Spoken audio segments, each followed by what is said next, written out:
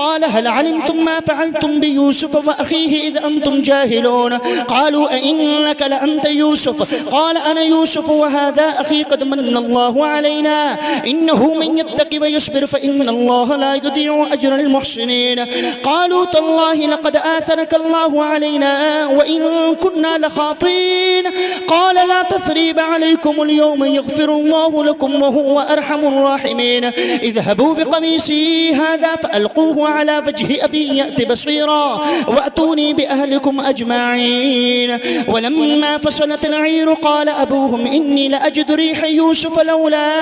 أن تفندون قالوا تالله إنك لفي ضلالك القديم فلما أن جاء البشير ألقاه على وجهه فارتد بصيرا قال ألم أقل لكم إني أعلم من الله ما لا تعلمون قالوا يا